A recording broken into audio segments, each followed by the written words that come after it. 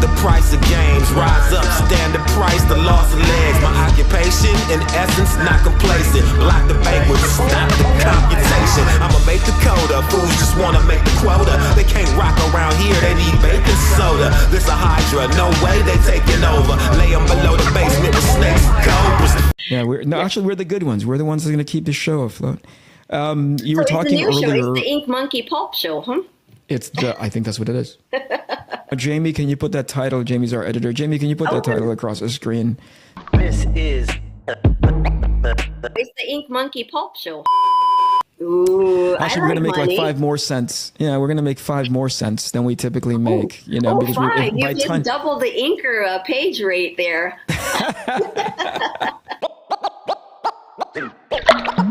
This is the Inkpulp podcast. By the way, this is the stream. This is just us talking. There's no official, like I have a list of questions. It's actually my very selfish way of being able to catch up with you. When we recorded earlier, and we weren't diligent. And this is the part where I throw the guys under the bus. When we were being very diligent about following up with you, although it didn't dawn on me to just text you, considering that you gave me your number to be like, hey, Eric, let's keep in touch. But I was like, let me just email her in the most awkward way. Let me just message her in the most awkward way possible, which is Twitter. I was saying, I really hope that. Yeah, I think so. I prefer not to. I was telling them earlier that, I really hope that we can find a way to reschedule because I wanted to talk up your high level of kindness. I was referring to the first time that, the first time that I was at Wildstorm, and I think you already had sort of a pretty good friendship relationship with Dustin, who we'll talk about potentially very briefly. Of course. But I just remember how warm and inviting you made the entire studio. You had known me all of maybe like 5 minutes, and you were treating me there. I was telling the guys you had treated me that as if I had been there since the very beginning. And I wanted to, decades later, thank you for your hospitality and kindness. Oh, well, thank you. I think that, I don't know. I think I treat people the way that I would like to be treated, especially if someone is new. I've been a new kid my whole life. I mean, just constantly moving, and everywhere I go, I pretty much am that, that one that doesn't quite fit in. So I don't ever want anyone to feel that. And I know it's, on the person themselves, how they feel. Like you fit in when you choose, to say, hey, I fit in. Because none of us really fit in, honestly. Sure. But, it takes nothing to make a person feel welcome. That way they can, be themselves. And that's how I think that, you can, quicker become friends, or if you don't click, then right away. It's just a way of just being yourself, so someone can be themselves, and then I suspect that's also a great reflection of your upbringing. You probably have amazing parents. Here's the other thing too. In a world that we were in, in a group full of like artists, and at that point, I'm referring to when I was first invited to be part of the Wildstorm crew way back in the day in La Jolla. It was already intimidating being there because that place had such a great legacy. You helped form. You're one of the initial bricklayers of like how that place stood up on its foundation. And so for somebody like me to come in and be like, oh my gosh, over there sits, who was in that pit with us? It was you, Trevor Scott to your left, right? In front of him was Rich Friend. Refresh my memory. Well, I had been there for a long time, but not as one of the main bricks as you kindly have stated. But I think I was probably maybe the sand that was in a little bit of the concrete. Right? Sure. I was present, but I think that studio was. And I've said this many times, and it's not like something I say to be, mean or degrading to myself. But I've said many times that I'm I am the least talented person in that entire studio history. Hang on. Yeah. But just because I went in there knowing absolutely less than nothing, but you're right. There were so many amazing people who have been through the studio. Like you and Dustin for for like a short amount of time. Short. It could be like 2 years to 5 years. Because Adam Hughes went through there too. He worked there for a short amount of time. I think he's there for a couple years or so. I don't know. You name it. There's Travis. There's obviously there's Brett. There's Jeff. There's there's Lee. There's Alex. There's Scott. There's Trevor. There are actually a few Scotts. Yeah. So it's a huge list, and I think my ignorance to the whole world of comics and the talent that was there worked to my benefit, because it wasn't there wasn't like this intimidation factor. I just went in there and it was more like, okay, what do I have to learn? Look, I mean, there was a lot to see. There's a lot to learn. And I think had I been more knowledgeable, it would have been overwhelming. Yeah. So you're right. There's, you and Dustin and other artists who've gone in there already being artists and having some experience, under your belt. You were more knowledgeable than I was about the industry, about the artists who were there. So anyone who walks into the studio, I think that to feel like, I don't know, overwhelmed, maybe different levels for different people, or intimidated, those are words that you can use. Absolutely. But I think that there is like so much talent that was either present at that time, in person, or their work is all around you. If you walk into Wildstorm at any time, I mean, you see so much work. There's like, like the inbox stacks of stuff of original art that you can look at as they come in through the mail, or the artists who are there themselves. There are several offices, like you can walk into a different office. You can walk into the green room. You can walk into Scott's room. You can walk into Jim's office. Although he hardly works in his office, he always works with us. Yeah. Right. That was so much fun. Yeah. So I think that it's, if you're a comic book artist, and especially at that time, I would say it was probably like a little mini Disney World of, things to see. And also at the same time, it's like, the most intense class that you can take. You come in there and it's kind of at your speed, because you look through and you see, and you can talk to different people, and you look over people's shoulders, or, like I said, look over the stack of originals that are there, talk to editors. So, I guess, it was oh my gosh, quite a place, wasn't it? Only because I've told this story a handful of times, that I don't know if I would have gotten in there if it wasn't for Dustin sort of like, vouching for me. Because I think there was still a bit of, they wanted Dustin because he was the guy, right? And he was the guy, right? He was a star on the rise, right? He was very, I think he had more of a style that captured their sort of like taste, and I just kind of rode it on his coattail. So if I had any sort of like validity there, it was because Justin said, "Now I'll drag him along everywhere I go." But in the time that I was there, I'm able to reflect on it now, because it wasn't. I would say that I was completely hung up on the idea of like, look how cool this is. I'm freaking with these amazing rock stars. And I never, and here's something that I can reflect back and look at the way that between you, Trevor, and Rich, you would just put your head down and work. Because I think that's a key, that is a key thing that I think is missing in sort of like the overly, publicized, glamorized version, because everybody sees the end product, right? Like Right. they see the artwork hanging in San Diego Comic-Con, which I don't know if I don't know if you're planning on going, but and if you are, good luck. Please drink a lot of water. But right, like you see all the posters, you see all the merchandise, right? But that's the end. What I don't think people have enough insight to is the actual work that goes into making those images. And my level of like, I just, again, foresight being 2020, hindsight being 2020.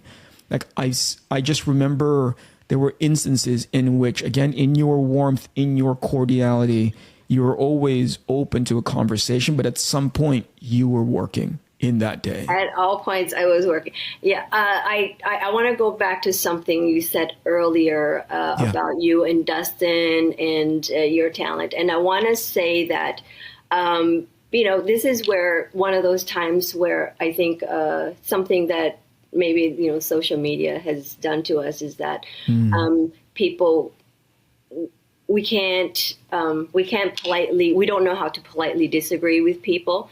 So right now I'm going to politely disagree with you. You say, oh, you're writing on dust.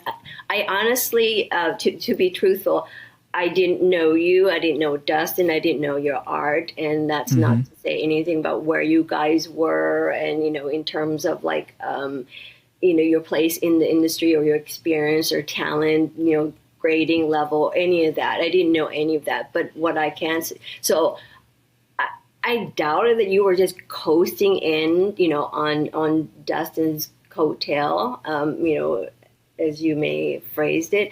I think, though, that you have anyone, even if you don't know anything about art, you have your own very unique, and if you look, anyone looks at your art, that's Eric Canete. That's kind. There's no question. Thank you. Very, very solidly strong, and it has always been. And Dustin has his own style. It's like apples and oranges. And I think that you're both like amazing. And I do now that,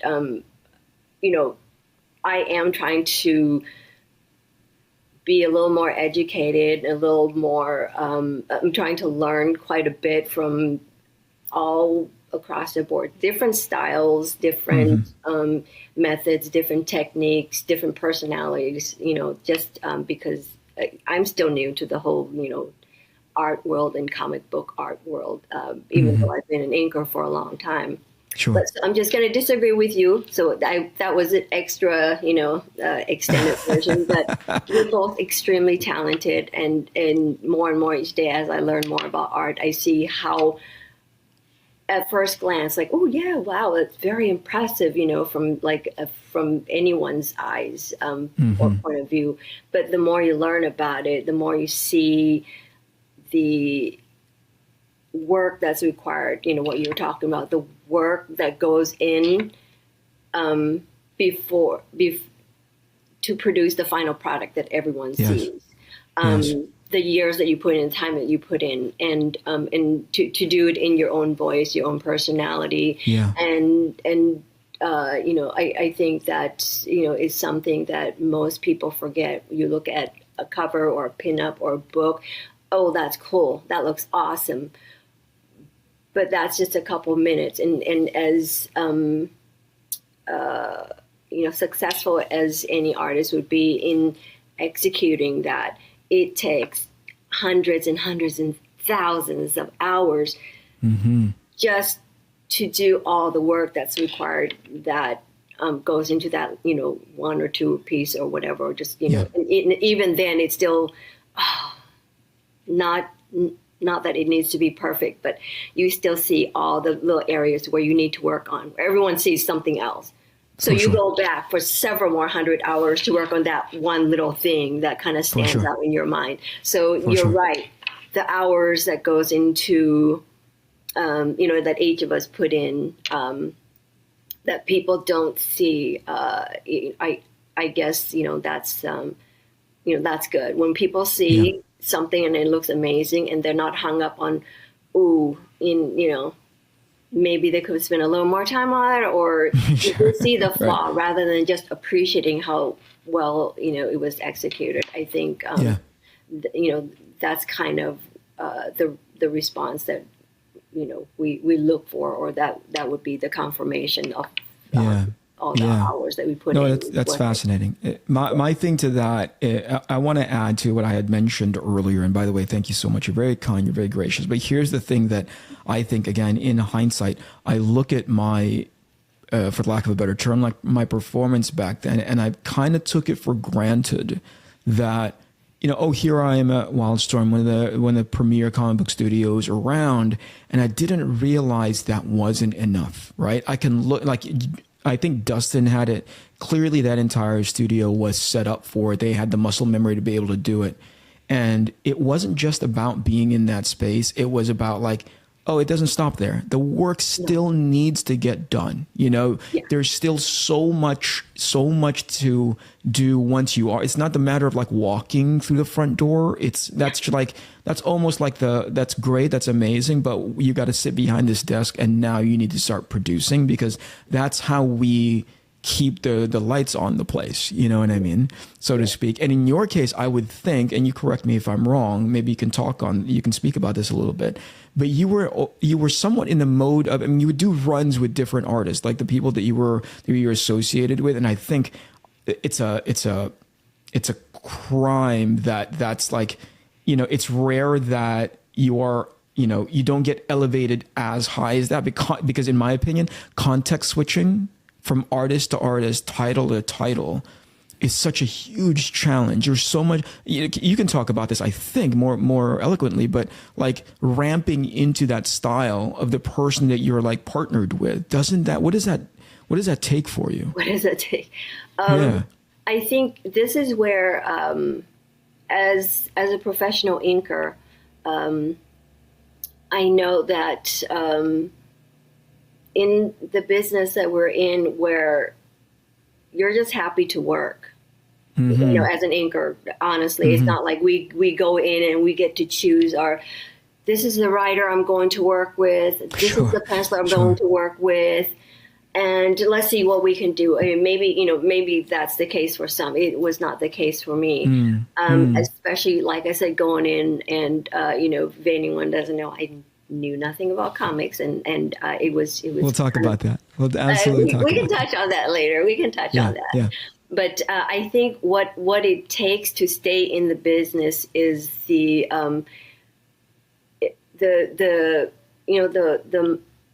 mindset of willing to take on the challenge and learn as you go. And me not knowing very much, I felt like every step that I took was going to be, a lesson. It will most likely, and any good lessons that you're going to have is going to be grueling, is going to be difficult, it's going to be frustrating. But you plow through, and sometimes you crawl through whatever you got to do. Just just know that it's like a workout. It's an exercise. So I think for me, that's my approach anyway. Another inker can approach it differently. So for me, the first big main project that I was assigned was with Dan on Black Ops, and Dan Norton. So he had, one style. Then after that, like the main big project that I worked on was with Umberto, who was, very kind to call and ask if I would like to work with him. And I was still, like a new kid. So I was extremely grateful and flattered, and because Cliffhanger at the time, you had like Jeff Campbell and Joe Mad and Umberto. They each had a book going, and it was kind of like big talk at the time. And I was nowhere even dreaming about working on any of those. And I know Joe was auditioning many inkers. He had samples. Different people do samples, and I thought nothing of it, but and of course, Alex was going to work with Jeff. There's no question about that. Sure. My best wishes if I got to continue to assist Alex on that. But Umberto was kind enough to call me on the phone and actually speak to me and say, "Hey, I would love to work with you." And I'm thinking awesome. Like, aren't you going to like try out 50 inkers like Joe is, or, you know, Sure. And, you know, I'm like, wow, he's calling me personally. What does this mean? I was flattered, like, oh, he's probably calling 10 other inkers, you know? So, I said, yeah, absolutely. And he, you know, he said some very wonderful things and very kind things. And, you know, he was willing to give a new kid a chance. So I'm like, yeah, absolutely, yes. And so I was grateful for that opportunity. You know, Umberto's style is different from Dan. And after Umberto, I worked with Doug Mankey. Very different from Umberto. So you're Very right. different. There's like a lot of shifting and switching tools. So that stage, I was still learning quite a bit. And so the mindset was, okay, each one's going to be a different exercise, and each one's going to teach me something. So it's like when you when you go to school, maybe this class is history class, and next class is math, and the next is science. It's all going to be different, but they're all are going to help build your knowledge. So I think as an inker in this, you know, in the comic book industry, if you want to work, you want to be versatile, be open to different opportunities that come, especially when you're still new. Maybe later down, further down your career, you might have a bit more of like a signature look or a technique or, you know, a preferred style. But I think for me, knowing as little as I did, I think that again works to my benefit because I was open to like learning, and each penciler has taught me something different, has challenged me in different ways. So I think that has helped me learn quite a bit. And then inking Andy, you know, has also been like quite an education because he'll say he'd like this texture or that texture. I've never done it before. I don't know. He goes, just go crazy. I don't know how to go crazy. So you know, just having, I think, giving credit to the pencilers for having faith and confidence, and just having, you know, giving you the freedom to just play and learn. JR was also very good at that. He was always encouraging me. And each time, you know, when you first ink a penciler, it's usually on a fill-in or to help out on a small project. And you know, I kind of go into it as you know, like I'm going to do my best, and I'm going to do what I feel, I don't know, with my intuition and do and what I've learned, and just apply and have a little fun, you know, with all that, and just apply it to that piece. If they like it, it works out, that's great. I can work freely, and you know, that means the chemistry works. And if I've given my all and they don't like it, it doesn't work out, that's okay too, because not all chemistry works, you know. So and that's something to consider too, just to be open to it, see what you can learn, see what you can do, and if it doesn't work out, it's okay, you know, because they have a preference and maybe you have a preference on how to work. So you have to not take things personally, because not everyone's like my work. I mean, sure. And you can be extremely talented, but there'll still be someone who doesn't like your work, and that's okay. Yeah. That's okay. You can't take that personally. It's just we all have different preferences. Yeah. It's an interesting thing to think about, that you said to be open to the challenges with every context, which with every artist that you've worked with, right? And then the other one is just like, and I want to help highlight and put this in bold. It's like as a artist in your position, one of the tools at your disposal now, and I don't think people give this enough stock, is that there's a level of versatility that you have to employ, and then open-mindedness. And I think you said that earlier, which is like, you have to be open-minded to this thing that's gonna keep you employed, right? and then utilize this tool that is versatility, which I think speaks to you, or sort of, like you said, you didn't come in from a place of like, I know every bit of history that comes in from comics. So there's no like ego involved. It's almost like, how do I make sure that the art that's sitting in front of me, I represent well, in the capacity of my skill, the skills that are at my disposal? How do I do this so it helps highlight everything that the artist wants? Again, that's a statement about ego. You're not there to be like, how do I make this all about? Which I've heard in a handful of instances, there are people who are like, and by the way, it's not egotistical. It's just the nature of their work has a tendency to be more of a signature. Whereas you are like, how do I help service the style and the work that's in front of me? That's an interesting place to be in.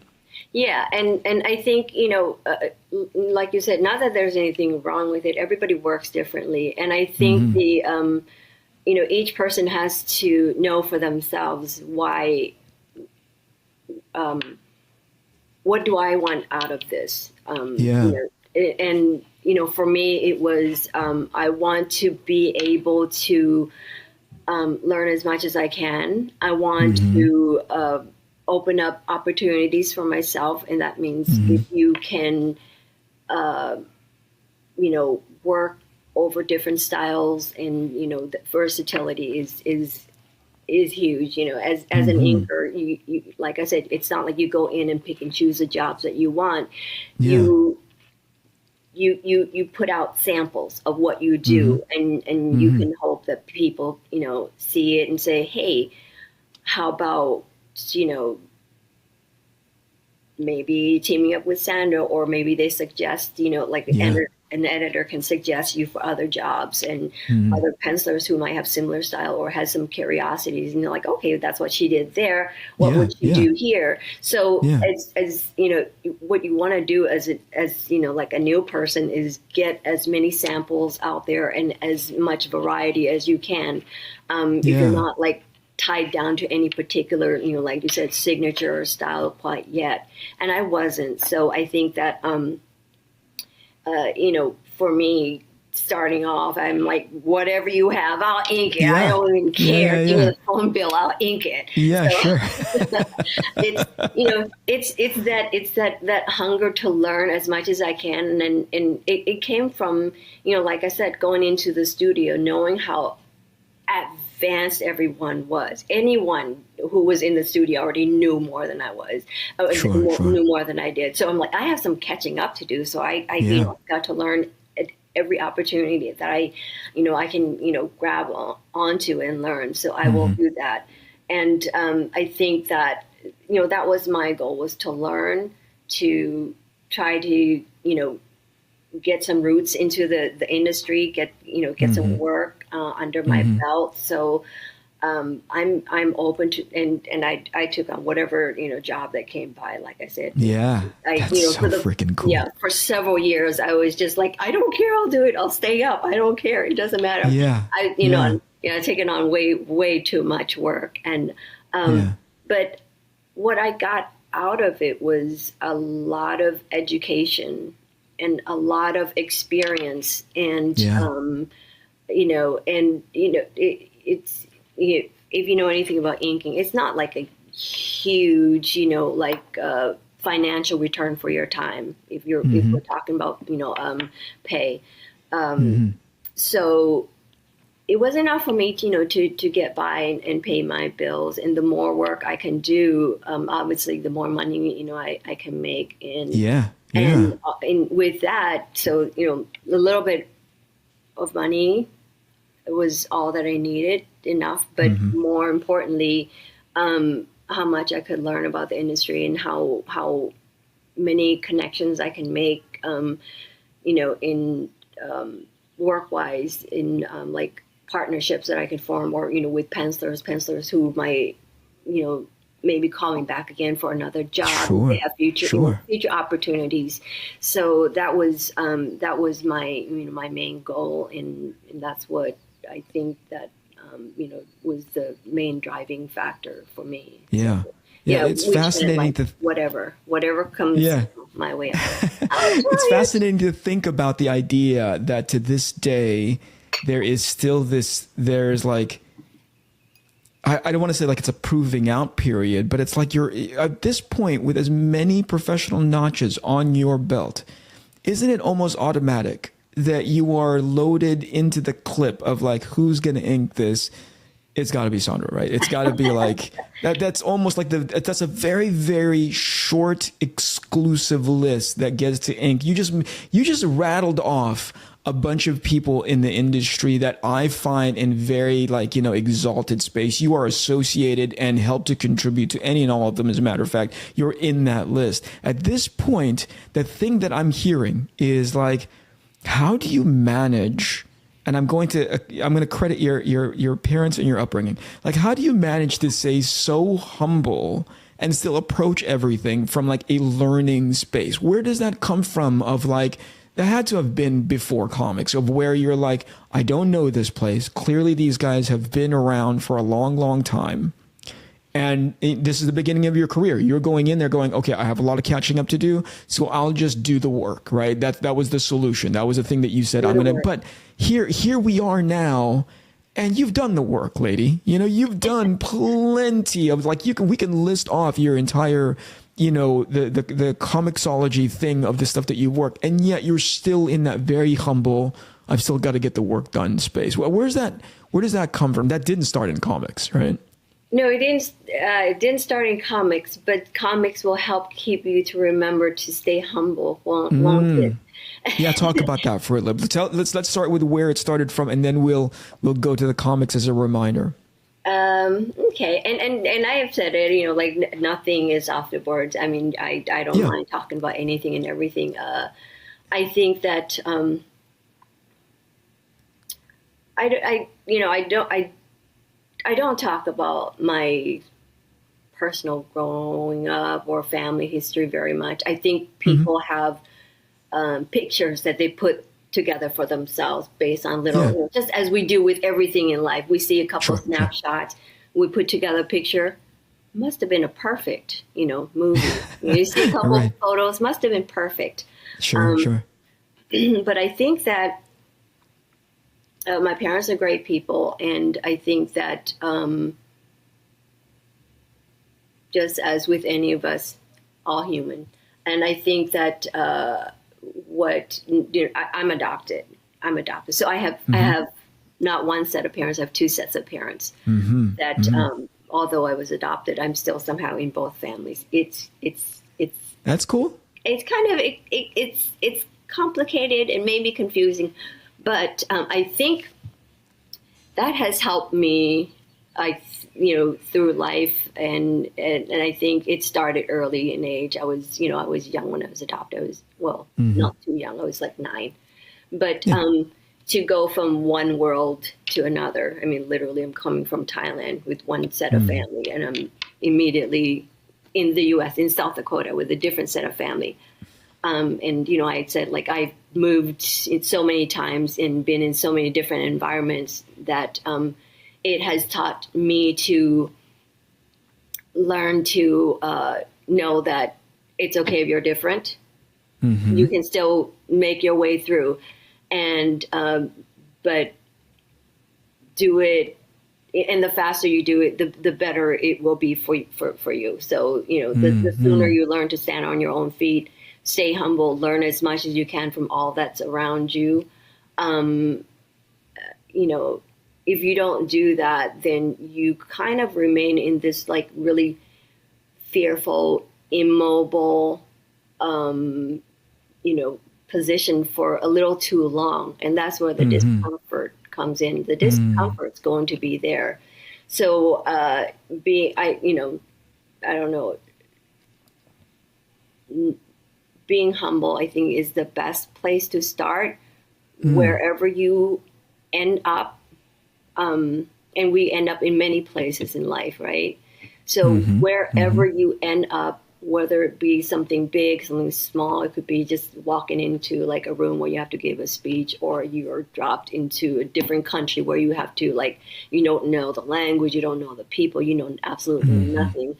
Wherever you are, just being humble enough to say, okay, I have a lot of learning to do here. Yeah. and you can't overthink it too much, because that also, makes you freeze. So I think for me, moving from one country to another, and then I was in a military family, and we moved every few years. So now I'm going from South Dakota to Guam, and again, different set of kids entirely. Kids are kids. Yes. Kids don't care. Yes. The kids You're just right. go for it, and and your best chance is to just okay, so here I am again, and you take whatever comes at you, and sometimes you have to be able to use it to your benefit. I think use it to as a tool. So whether it's comics or whatever, just stay humble, just knowing that there's still so much for me to learn. Let's see what I can learn. And even after so many years in comics, it's still overwhelming if I think about it, how much more I still have to learn. Sure. And you just have to just take it one day at a time. Okay, what am I doing today? And, how much can I do today? How much can I learn? And I've been fortunate to work with, some amazing, kind, supportive people. So I think,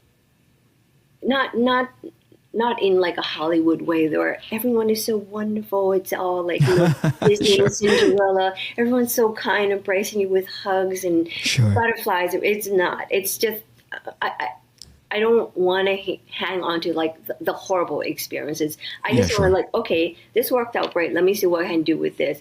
This, if you go this way, the floor collapses. Everyone was a jerk, and this, this was absolutely mean. At you. Well, okay, let's not focus on that part. So you just you pick up and carry what would benefit you in the long run, and just keep that as fuel and as encouragement, because both are going to happen in life, in comics, in any industry in the world. You're going to have,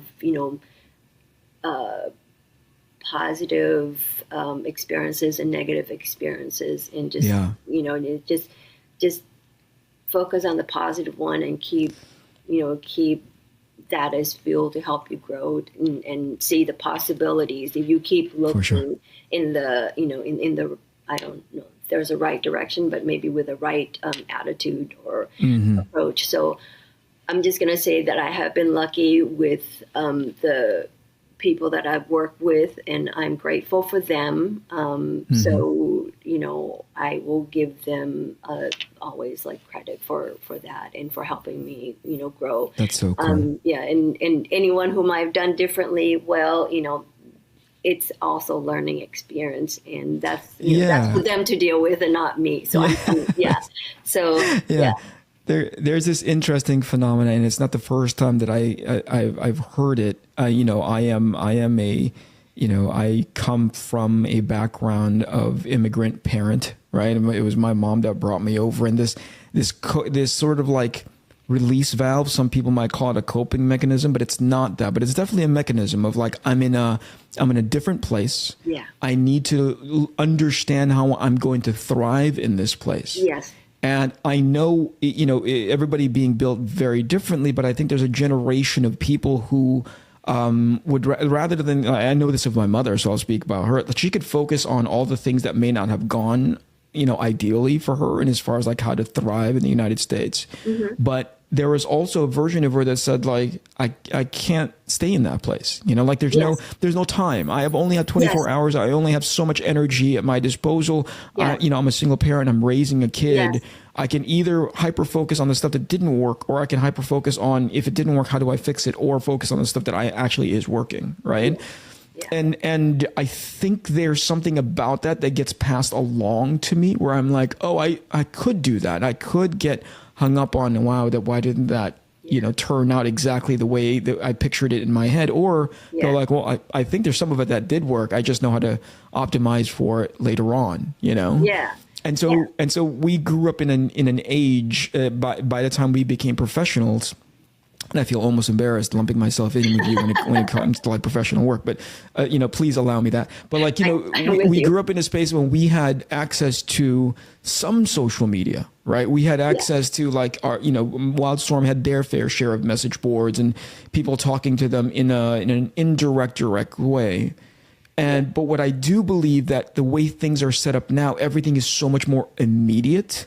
And that echo chamber sets up very quickly when it comes to people's discomfort. It's almost not there's almost no room for people to feel that discomfort, as opposed to like, that's uncomfortable right now, but you can actually leverage that. It's almost like the next step, you could, there was never plenty of instances. And I think you can relate to this, where it's like, oh man, that sucks. That doesn't work. But there was never a point in those instances where I go, I had to stay here for a while and stay in this level of discomfort, or stay in this level of like less than ideal. Something always propelled me forward. You know where I'm coming from, right? Yes. Yeah. 100%. And it's always like even if it's slow motion, it's in constant motion. And that's not like a bad thing. People might see as like, so you were never comfortable. You were never in a position where you felt like you can enjoy or relax. That's not necessarily true. Even if it's a level of it, I think there's just too much weight on different words that we use. I think discomfort gets a bad rap. And it's not necessarily a bad thing. It doesn't mean that you can't enjoy where you're at either, because if whether it's art or life or whatever, life is constantly evolving. As an artist, you're constantly evolving. As a person, you're constantly evolving. There's no, I don't believe that there's like ever a place where I'm going to go there, and there is going to be this magic place where I'm set for life. I don't have to do anything ever. That comfort. I don't know if that exists, or I don't know if it should exist, because you're here to do some things, and maybe you can take a moment, take a breath, and enjoy like maybe the view for a couple of minutes. But I think you're meant to keep moving, and you can use the word discomfort, but maybe the equal, I don't know, the equivalent of that would be the urge or the drive to, or the energy to keep like moving. Not that you hate this wonderful place, but you want to. It's an exploration. Like, what else is out there? What else can I do? What else can I see? This is cool. This is wonderful. I'm really glad that I was able to get here, see this, do this. But I think that if you talk to any artist, even some of the most like amazing artists, you think like, oh my God, this person's like God. But if you talk to them, pick any like piece of art, I find that there's not one artist that would look at it and say, yes, everything on this piece is perfect. They will more likely zoom in. Oh, I don't know. I was a little shaky on that hand, or I was a little. It took me a little while to get that eye just right, or I'm not real happy with that back. And for them, it's always what they can work on, and that's not necessarily a negative thing. It's not like, oh, I hate it. I'm a miserable person. Sometimes that happens too. But I think that I don't know. You constantly want to grow.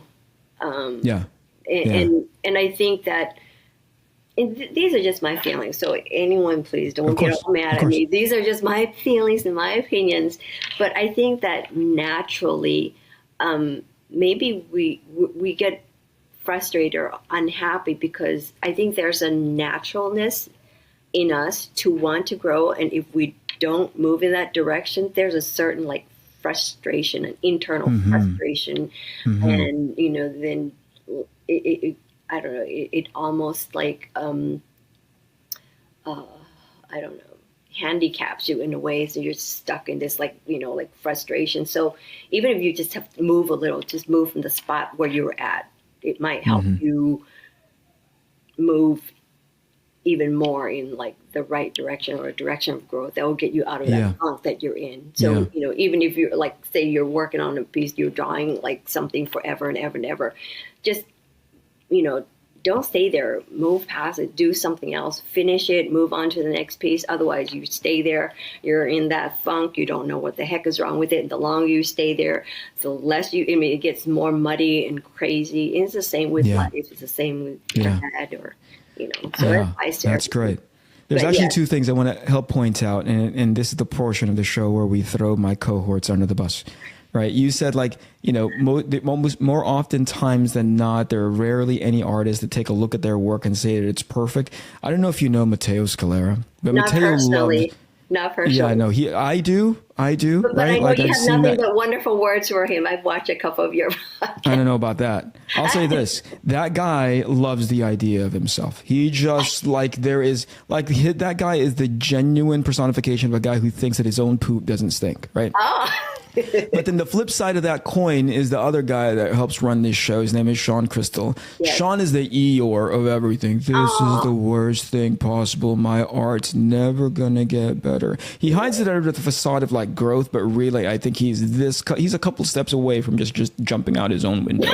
So you were talking earlier. I love those two. You were talking earlier of like there potentially isn't one end of the spectrum or the other. Those guys are it. And I'm so glad they're not here because they would just drag this conversation down. You said a lot of great, insightful things in the past like 40 some odd minutes that we've been on. And those guys they just love driving conversations into the ground. One because of his ego and one because of his like hidden internalized depression. So thank you for, first of all, thank you for, I want to thank them for screwing up the interview. SHAWN, if you're listening to this, you did not send the link that Sandra could find. This is all your fault. But also thank you for Matteo for only have so many hours in his day where he can't do this any other time except 8 o'clock Pacific. So I see. Sandra, thank you for making time. Well, thanks to those guys, we were able to talk then. Yeah, get them out of here is what I'm saying. You want to see an uptick. Yeah, thank you for being so inefficient and awful at this podcasting thing that Sandra and I had to reschedule and do this behind your guys' back. We snuck this in behind their back. And who was the bad one? Yeah. Actually, we're the good ones. We're the ones that are going to keep the show afloat. You were talking earlier. Show. It's the Inkpulp show, huh? I think that's what it is. I think it is. I think that's what we're going to rebrand it now. Jamie, can you put that title? Jamie's our editor. Jamie, can you put that title across the screen? This is it's the Inkpulp show. Because that's what it's going to be called from here on down. We're going to rebrand it and make a ton more money off of it. Ooh, actually, we're going to make like 5 more cents. Yeah, we're going to make 5 more cents than we typically make. Because you just double the Inker page rate there. Can we talk about that very briefly, if you're comfortable with it? There's been, I think there's been a decline in overall sort of like the business end of it, and that, by the way, that's not a criticism. That's more of an observation. But there has been an incline of awareness. I can't remember the last time, if you were to say something like, Spider-Man, Captain America, Flash, Superman, it's everywhere now, right? Yeah. How has that impacted your overall sort of trying to be a strategic in a word, like how your industry, your sort of like portion of the industry, has that thrived because of that awareness? Has there been more work for you? Is there better pay? Is there, if whatever you feel comfortable talking about? I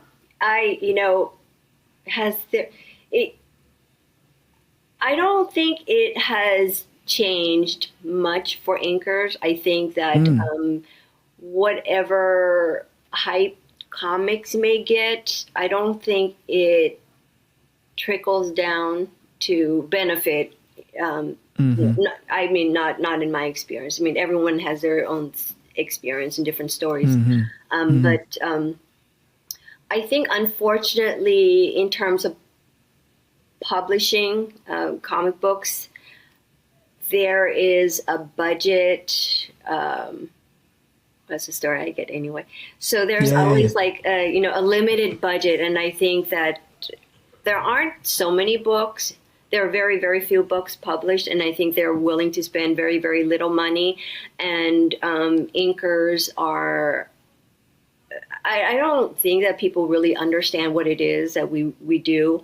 Oh, sure. And you can try to explain it, but people would either choose to, understand or choose not to. And, people will do what they will. So you can't waste, your breath. Like, no, this is what it's about. And it's different. Let me interrupt you really quick, Sandra. Like when somebody is inked poorly, when somebody is finished poorly, it's so obvious when it's done poorly, right? And this is by no means a slight. This is I think one of the highest compliments that you can give somebody in the profession that you're in. When you do your job so well, you're almost like people don't even notice, oh, that it's just done so well. That just helps to highlight everything that we needed to highlight in regards to somebody's work. You start to get into this space of like, that's almost thankless, but it's also almost built into the job, right? To be like, so good that it doesn't draw attention to how bad it potentially can be, right? Yeah, and you're right. I think that is exactly it. If you do, as an inker, if you do your job well, it is kind of like unnoticeable or invisible because the art just looks good. There's no like, whoa, what's weird about that? Something's weird. It's so uncool. But when it's inked poorly, it is very obvious. So I think, and ink poorly does not necessarily mean it was a bad inker. It could also mean like bad chemistry between inker and penciler. And that's something that, I get asked that question all the time too. What is a good inker? You can have a really great inker on a penciler that, where the chemistry doesn't work or their style just does not mesh. It will stand out. It won't look as good. So you can be a really, really good inker. And like I said, still not look that great. But I think when something is inked poorly, whether it be because lack of time or it's like a new inker who may not really understand what it is that they're supposed to do, or someone who is, who just feels like I have to put my mark on it. When it leaves my desk, it's going to say my name, my signature. And we're all different. But I think that if I do my job well and what I feel like I should do, it's something that I need to be able to do naturally, because what you don't want is to sit there and try to labor on a piece where, it's all mechanical, where you're just doing perfect lines. I'm just doing, clean stuff, and it has zero personality. It's like no feelings whatsoever. So there's also that error. But I think that, when you can finish or ink a penciler really well, and it can come, to you loose, and you finish it in a way that the penciler would say, that's exactly how I would finish it, or that's not what I thought, but that works perfectly. So there's, so it doesn't have to be completely finished. And I think that as long as the final product is not like, doesn't have some kind of weird hiccup where even if you can't identify it, it just doesn't quite look right. I think that's what a good inker does. A good inker can go in and do their thing naturally. And I'm not good with words, so I can't really articulate what it is that you need to physically do. I think it comes with experience. It comes with intuition. So, a lot of these things are what makes like a successful collaboration, I think, in the penciler and inker. So, so when you do your job really, really, really well, people just, the product just looks great. And you don't know where the pencils end and where the inks begin. You're kind of like the penciler's best assistant. Yes. I don't know. That's the part that... Does that sound right? Yeah. Yeah, that sounds, but it's underplaying the amount of work that you do, which goes back to my earlier which goes back to my earlier point of like, it must be, I'll say this, from my perspective, it's incredibly frustrating to see an industry be so well regarded, just generally, and as far as like superheroes, the genre is concerned, right? So be so well regarded globally. And yet we're still here talking about like, number one, budgets, and then number two, how that budget impacts the final work. I was talking to somebody, this was when I was in animation, and I had this pen that had a transparent barrel on it, right? On one end of the barrel, it said commerce, and the other end of the barrel, it said art. And the art part, right? Or I think it said, it said art. The art part was on the top end of the pencil, and there is this slider, right, in the clear barrel, that the moment you pick the pen up, that slider goes down to commerce. Yes. Right. And as long as the pencil was at rest horizontally, it swings to the art part. But the moment you pick it up and start drawing with it, it starts to become about commerce. And I'd never understood I never understood like the message behind that pen until much later on in life.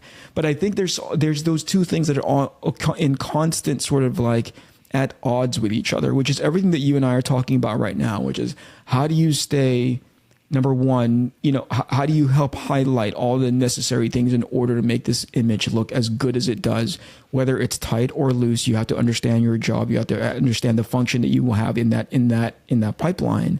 But also, how do you keep the lights on? Like it's always at contrast with each other. And I feel like depending on where you are at in your career, it's really refreshing to hear you talk about it, where you're like, I go in there with us in the state of mind of learning all the time, right? But I also know that at some point you go like, we were joking only partially, I think, at 5 cents a page, like we are still in a place of like, how have we not identified this as a critical component of how to keep this machine going? Because the art still needs to come to the forefront as far as, how to represent the IP well. Yeah, I agree. And I think this right here can go another, like maybe 5 more hours in discussion. Yeah, just kind of like barely, touch the surface. But I think, unfortunately, because there's little money in it, I think we're, as inkers, we're very expendable, because pencilers will say, I'll just go ahead and ink myself. And, and I in no way am trying to insult anyone, not editors, not other pencilers, not, not the this means, comes with no bad intentions whatsoever. But I think that, because publishers just want to get the book out for as little as possible. So if they can pay the penciler to pencil and ink himself, that eliminates, like, maybe they can pay a penciler a little less of an inking rate than an inker. Maybe not. I mean, it's pretty low rate anyway.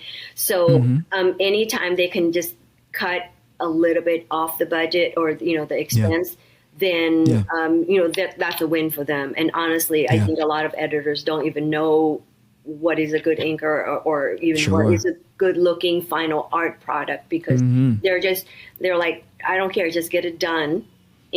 First of all, just get it done so we can print it and sell it. And I think that sometimes the final product kind of takes takes a hit, and and that's unfortunate, because I think that at that point, maybe, people are just reading for the story, which is extremely sad, because they're comic books it should be awesome, fun, exciting art, but we're now just kind of settling for just pictures, and like I said, I'm not trying to put any artist down, because there's some amazing artists who have to work under a strict, a time restriction where you only have this tiny little window to tell some, really intense stories, 22 pages in a short amount of time. What kind of art can you do that quickly in that, in that level of details, the storytelling, something has to go. So I think that inkers are easy for publishers to sacrifice. So a lot of us are, out of work or are being asked to produce way too much work in such a short, unreasonable time where it's going to be crap. I mean, it's not going to look great, honestly, whether you do it digitally or traditionally. And, I think that the final product, the books are kind of taking a hit for it. And that's unfortunate. It's very sad. And if what we have to do, excuse me, is self-publish, because I think as artists, we want to bring the best quality to the readers, because I think they deserve that. I think that readers who pay for these things, if you're going to have art, all that storytelling, it should be good. It shouldn't just be there. Just be there. And it takes, I don't know, it takes the heart out of the creators. I mean, like, if you're just throwing down anything just to get it out to markets, just to sell, you have no attachment to it, you don't care, you're kind of embarrassed by it, you hope people never bring it up to you for to get signed. You don't want to see it again, and that's that's not what you want as an artist, I don't think, as a creator. So I think that publishers will do what they will, but I hope that there's enough of us who can, and somehow, some way, still put out some good quality books, good quality art, maybe in a different way. I think that was just you inviting yourself to go do creator-owned, self-published stuff, Sandra. I think that was the calling card, or that was the trumpet sound of you going into your own space, right? It sounds like it. That was an announcement. It sounded like. Wait, how did we start this thing? So find yourself in a place where you've never been before, where you're totally like new to everything. You don't know how to do anything. What do? Learn as fast as you can. Figure out how to do it and jump in. And if you have to invite yourself, you invite yourself. I think this is conversation one of like a handful of very small conversations, which you say, actually, I'm going to do my own creator-owned work next, and here's what it looks like, and here's what I'm going to end up doing. I'm going to follow up with you on that very, very soon, potentially offline. As soon as I hit the stop button, I'm going to be like, you're going to do your own stuff, right? You're going to end up doing your own stuff, because that sounds freaking awesome. This is trouble. I should have agreed to this. It sounded like a good idea. All right, before I get you into too much trouble, thank you so much for your time. I really, really appreciate it. I know you're a busy, busy lady. We're going to put all of your social media information at the bottom of this, unless you say, get me as far away from this trash fire as possible, in which case we're not going to put any of that. But we're going to put all the Twitter, all the Instagram, all the social media. Everything. Between Sean and Jamie, they're responsible people. We're going to put it. Oh, wonderful. Don't forget my social security number. I'll do that. Well, I won't do that, but somebody else will. I will thank you for your time. Thank you so much, Sandra. I appreciate it was a pleasure. You catching up with me. This is the Inkpulp podcast. This is the Inkpulp podcast. Comics, hip hop, life.